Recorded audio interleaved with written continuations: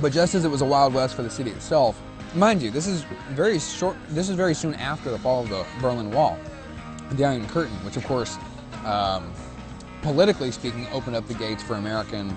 There was this interesting clash between the American democratic way of thinking and the equally opportunistic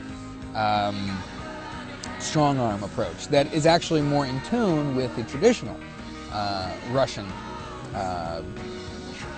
power structure, shall we say. The people are cool as hell. I love the Russians. The Russians are great. They are survivors. You don't mess with the Russians. I mean, these are the people who, you know, when Moscow was invaded by the Germans in World War II, these guys actually, from the outskirts of the city, Moscow, which I think at that point was also the capital. You know, it's flip-flop back and forth between what is now St. Petersburg, which was Leningrad and Stalingrad, and Moscow.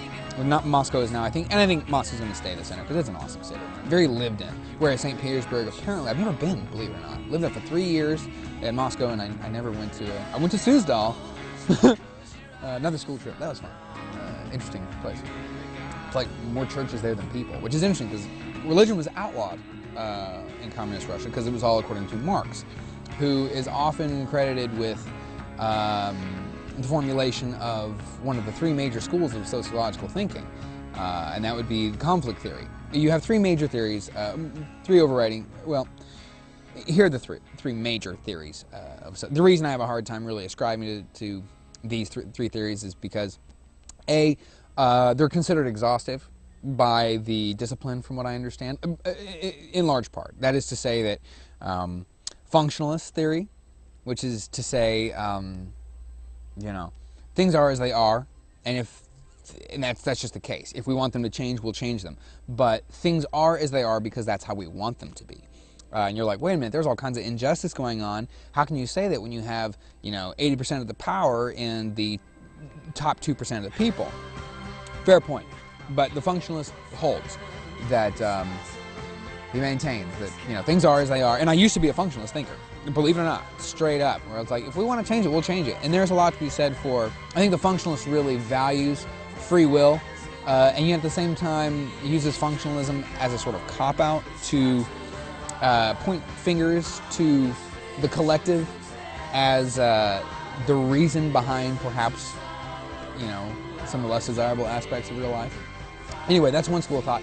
Then you have the conflict theorists, and that Marx is seen as the founder of that idea, and that's the idea that you're always at odds. You know, societies and peoples are always at odds with parts of their, on an internal level, parts of themselves, but he was more socio-political. So the idea was he was the one who had the proletariat and the bourgeoisie. You had your working class versus your upper echelon, and they were struggling. And eventually, he actually believed that communism, of course, was inevitable because the bourgeoisie would be subsumed by the working class in the Hegelian dialectic, where you have your thesis, you have your antithesis, which is working against your thesis, which is thesis is your status quo. You have your antithesis, which is working against it. That's your counterculture. And then at a point, one overrides the other. The counter overrides the status quo. And they essentially form into what you call a synthesis. And that is kind of a melding of a new form of government or social regime.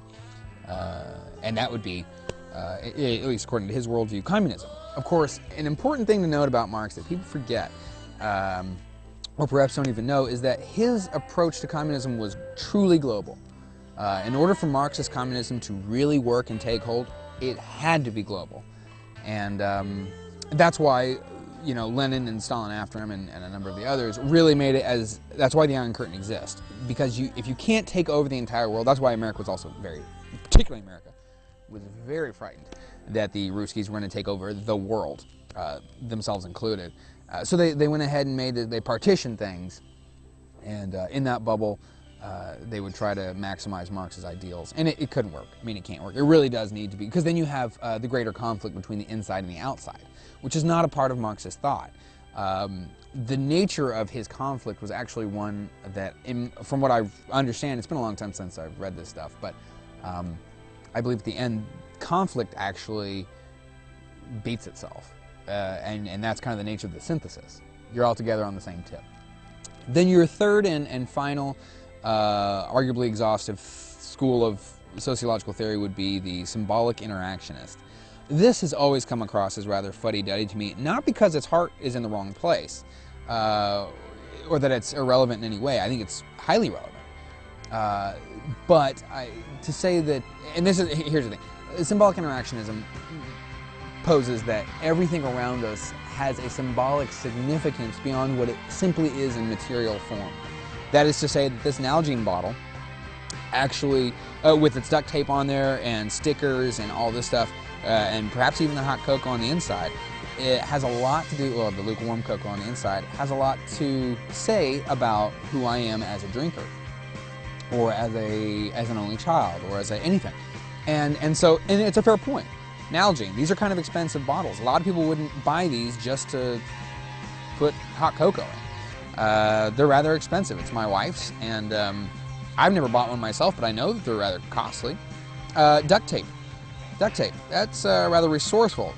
She put it on there so she can use it other times if she needs to. That might say something about where she is in the world. Some places don't have duct tape available. So if I go to one of those places that doesn't have duct tape easily available, I actually not only pretty much state my, my foreign status, but also I say that I'm doing things that might necessitate on-the-fly duct tape. So I might be an outdoorsy person. And all of this, of course, has a deeper root, perhaps. And then you have your core questions in sociology, which is, ethnicity, sex, age, these values. I say ethnicity and not race because